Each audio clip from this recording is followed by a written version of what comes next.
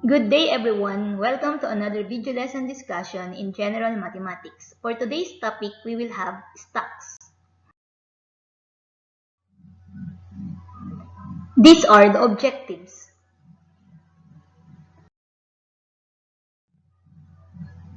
And you should be able to answer the following questions at the end of the discussion.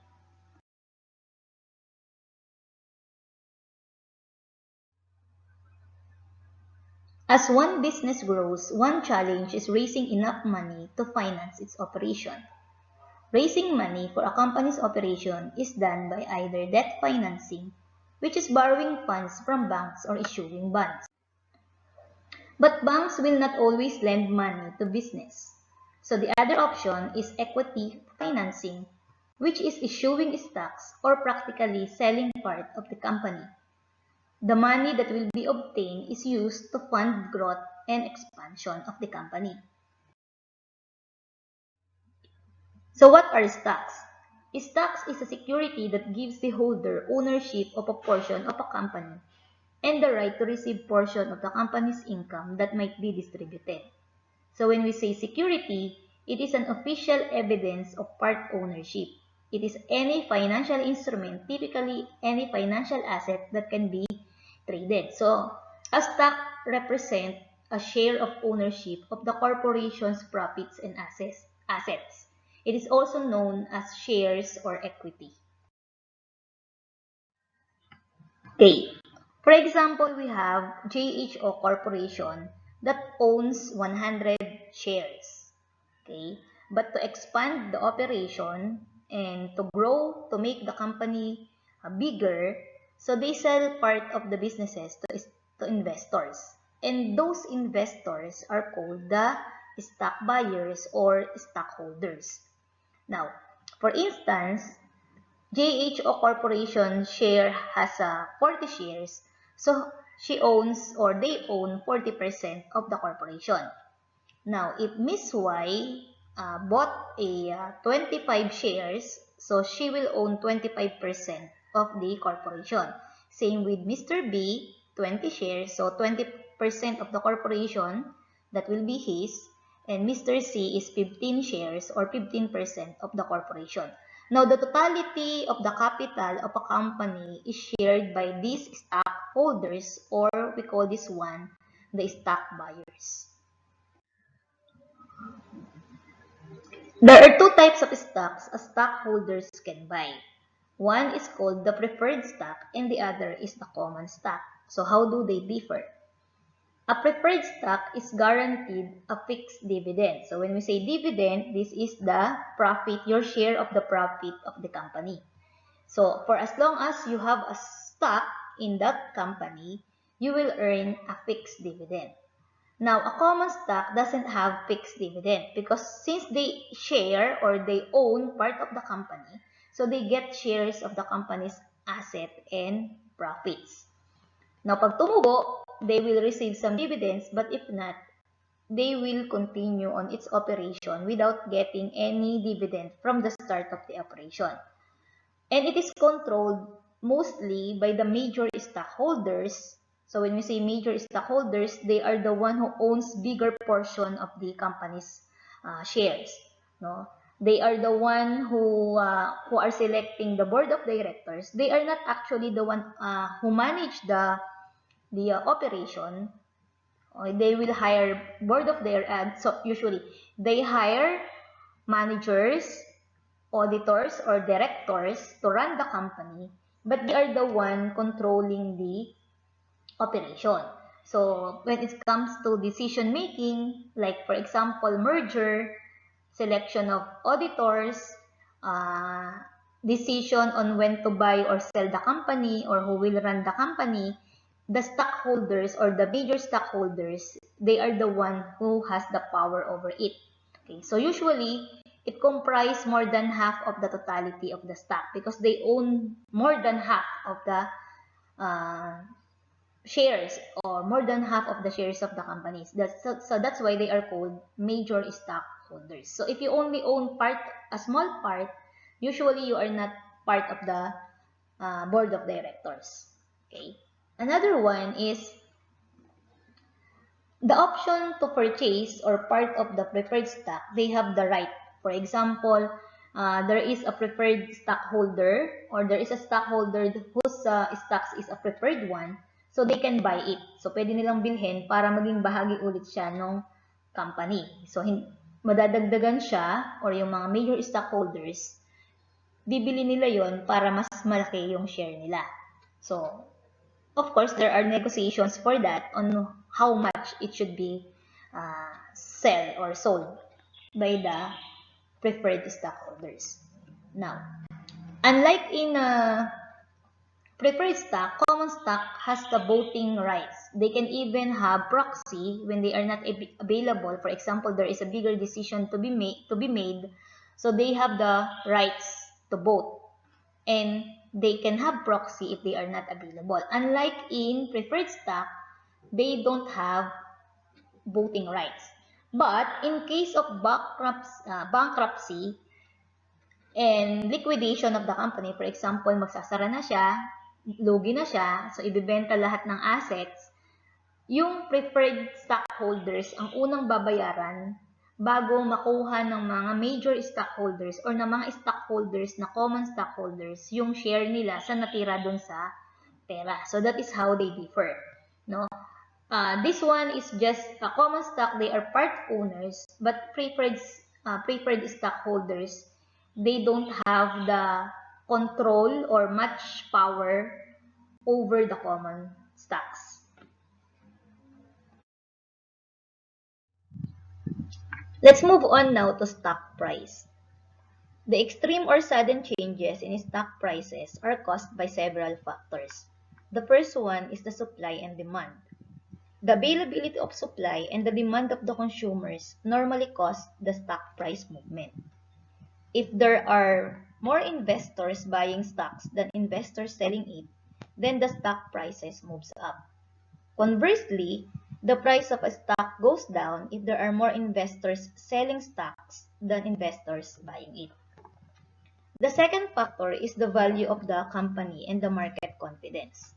So price times the number of shares outstanding is the value of a company. For example, a company that trades for 1,000 pesos per share that has 100,000 shares has outstanding value of 100 billion.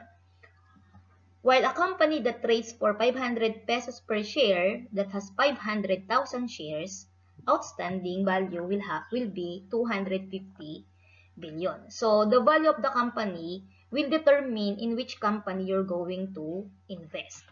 So you have to look for the value of the company. And the third one will be the earnings.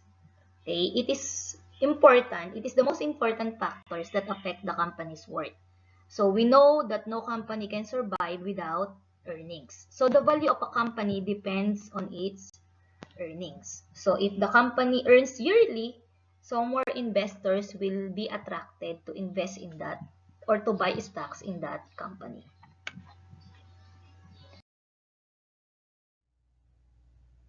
So what is an IPO? IPO is short for initial public offering. An IPO is when a company sells stocks in itself for the first time. So when we say initial public offering, it is when the stock is being sold to investors before it is available on a stock exchange. So when we say going public, that is a slang for when a company is planning an IPO. Okay, now where can we buy or sell stocks? So when we buy or sell stocks, we call that one as trading. And we do it in a stock market. So it is a place where stock exchange happens. So stock trading is done through networks of computer. It is electronically equipped. So stocks are publicly bought and sold on a stock market. Now the main role of the stock market is to facilitate the buying and selling of stocks. Now, stock market can either be primary through a initial public offering, or you can buy it directly to the company through a bidding, or secondary market wherein there is a stockbroker. Now, in the Philippines, we have the Philippine Stock Exchange in Ayala Avenue in Makati. So this is where we do the trading. Okay, there is also the New York Stock Exchange, which is called the Big Board. So this is a well-known stock market in New York, USA. And we also have the National Association of Securities Dealers Automated Quotation. And we also have the Nikkei in Japan, and of course the British FTSE or the London Stock Exchange. Now remember that a market is efficient if prices in the market reflects all the information. Now if you are going to a stock market, make sure you go to a market wherein all the information of the company is reflected in that, so that you can choose which company you're going to invest.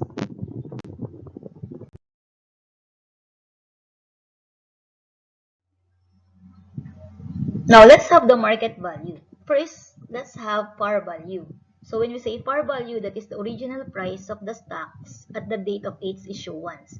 So, the par value of a share of a stock is the minimum value that a corporation may sell a share of its stock. So, it is written or printed in a certificate.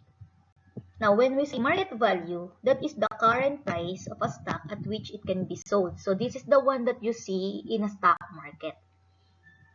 Okay, so the market price is equal to the number of shares times the par value. Okay, this is an example of a certificate of stocks. So this is the one a corporation issued to an investor when they bought some stock. So for example, on the upper right, you have the certificate number 130750. Then you have the company name, GHO Corporation, and then the place of the corporation, for example, Manila, Philippines. And then on the upper right, you have the number of shares. So the certificate states that this certifies that the name of the investor, Imelda Pascual, is entitled to 2,500 shares of the par value of, or the value of each shares, which is 50 pesos. Each of the preferred stock, for example, that is the type of stock of the company, Joe Corporation, transferable in person or by the attorney only in the books of the company and upon the surrender of this certificate.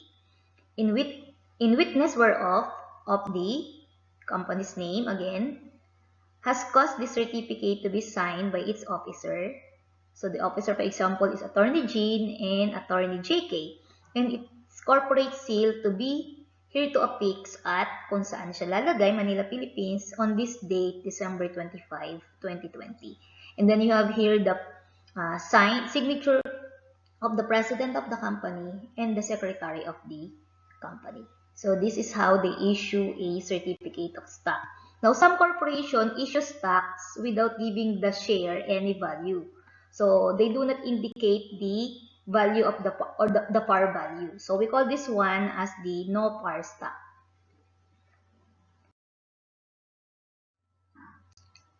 Now, investors makes money through a broker. So when we say broker, that is the dealer of stocks, bonds, or real estates, or the middleman.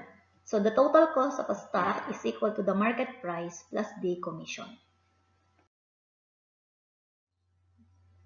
Okay, let's have an example. Miss Y bought 150 shares of paper mill stock at 120 pesos per share.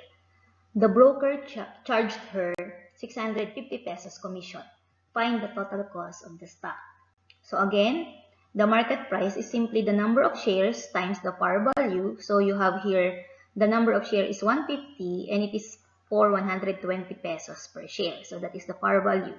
So we simply multiply that one and we will have 18,000 pesos. Now to find the total cost, we will include or we will add the commission. So we will have 18,000 plus 650 pesos commission. So the total cost of stock is 18,650.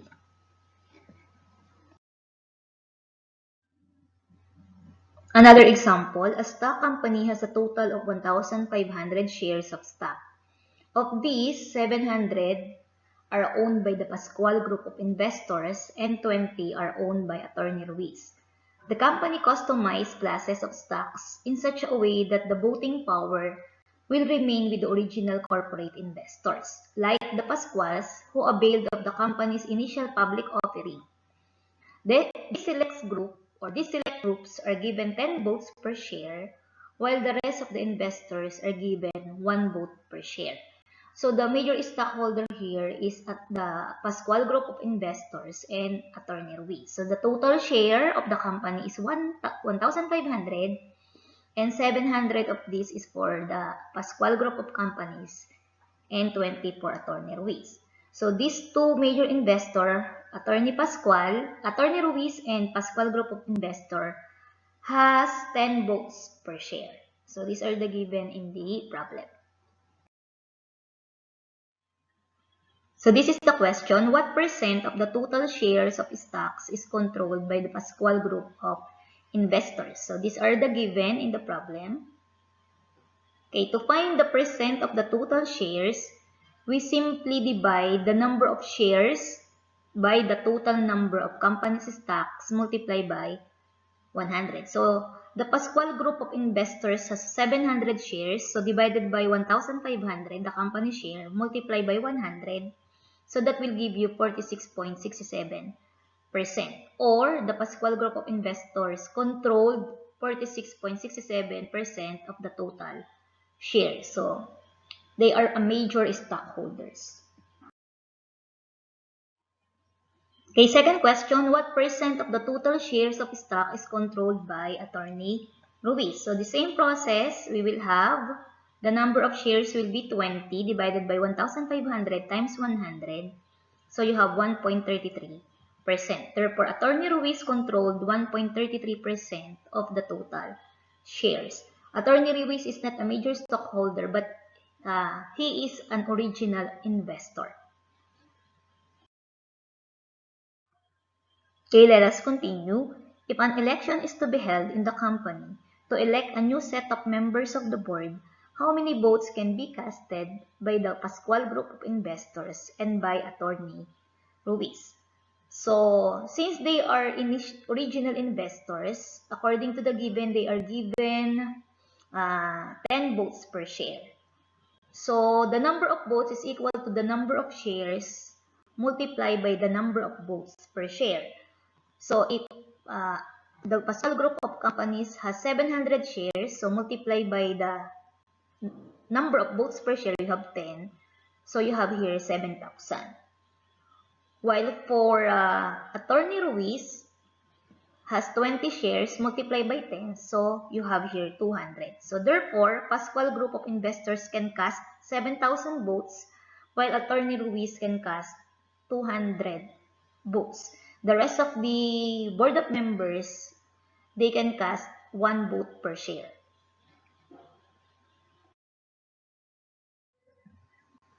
Okay, let's move on now to the stock income. The income of the stockholders received from his investment is the amount of the dividend he gets. So when you say dividend, that is the share in the company's profit. It can be shown as a percent of the par value of the stock or an amount of money per share. And then when we say dividend per share, that is the ratio of the dividends to the number of shares. So this is the formula. And the dividend per share can also be obtained by multiplying the dividend percent by the par value and the number of shares. So let's have an example. JHO Corporation reports the following net worth at a given time. So the capital stock, you have 9,000 shares of preferred stock, 7% par value for 100 pesos each. So we multiply 9,000 by 100. So the capital stock for preferred is 900,000 pesos. We also have 100,000 shares of common stock par value of 25 pesos each. So multiply that one, we will have 2,500,000 pesos. So the total capital stock, adding this one, will be 3,400,000. So that is the total capital stock of JHO Corporation. Now, the company earned 500,000 pesos in a year. How are the dividends to be distributed if the management declares a dividend of 2 pesos per share of common stocks? What is the total net worth of the company after distributing the dividends?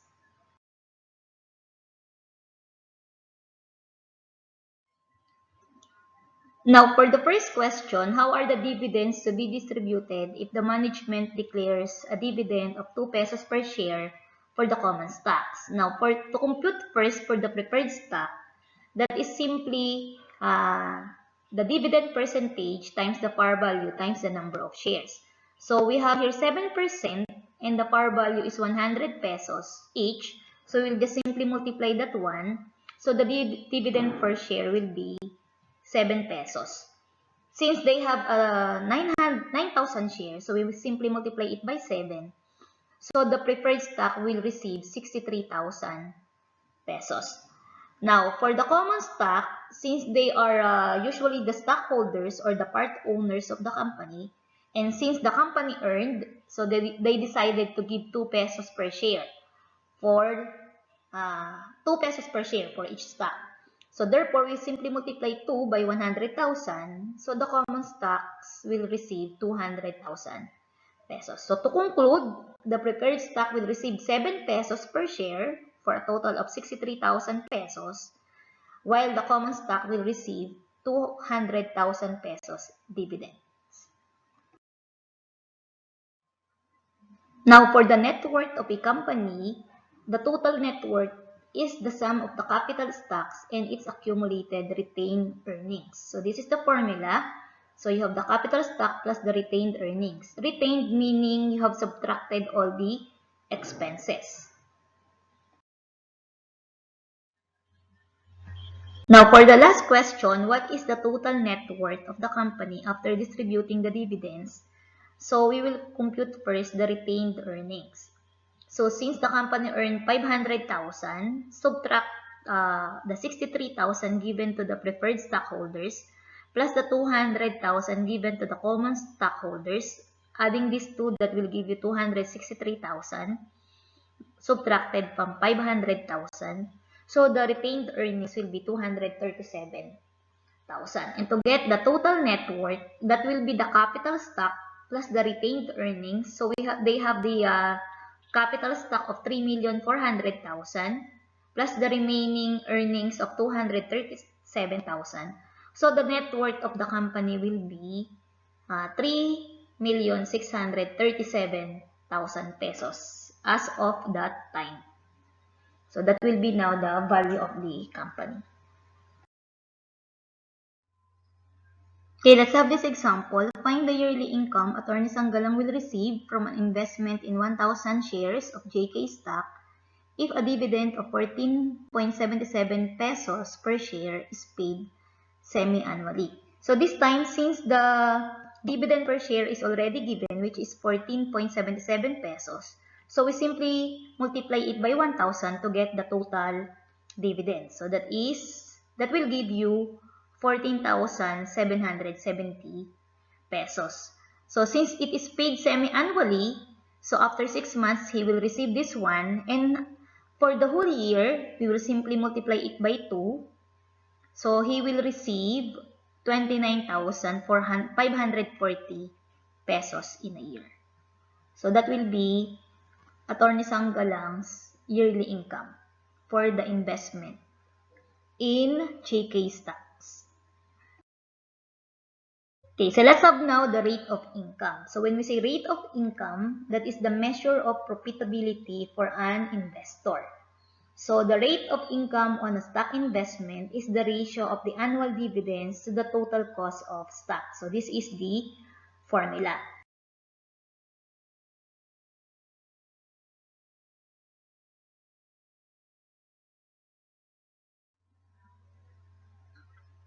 Let's have an example. Jobit owns a share of stocks that costs 950 pesos and pays quarterly dividend of 21.50 pesos. What is his rate of income? So the formula is this one. So this is the annual dividends. So the dividend is 21.50 quarterly. So to get the annual dividends, we will multiply it by 4. So quarterly means you get an interest 4 times a year. So that will be 21.50 times 4 divided by the total cost of stock, which is 950 times 100. So you will have 86 divided by 950. So the rate of income will be 9.05%. So let's have now the stock yield ratio. It is the ratio of the annual dividend per share and the market value per share. So somehow it is the same with the rate of income, but here you have the dividend per share and the market value per share. So it is also called the current stock yield, and this will be the formula. So the dividend per share divided by the market value. So again, the smaller the ratio, the better is the performance of the company. Okay, let's have an example. Jacob owns 200 shares for 7% preferred stock with a par value of 75 pesos. What dividend does he receive each year? So again, for the dividend per share, you have the dividend percentage times the par value times the number of shares. So we have here 7% that will be equal to 0.07 times 75 pesos, that is the par value. So when we multiply these two first, that will give you 5.25 per share. And since you have 200 share, so multiply by 200, so the total dividends will be 1,050. Now, for the letter B, what is his stock yield if he will pay 72 pesos for the stock? So, stock yield ratio is the dividend per share divided by the market value. So, that is 72 pesos, the market value. So, 5.25 divided by 72. So, that is 0.0729. Move the decimal point 2 places to the right, or you can multiply it by 100. So, that will give you 7.29%. And for letter C, what is the stock yield if he paid 80 pesos for the stock? So this time you have 5.25 divided by 80. So the stock yield ratio will be 6.56%. Okay, I hope that is clear. Okay, that ends our discussion for today. For your output, visit the Google Classroom and then kindly subscribe, like, comment, and share. Thank you.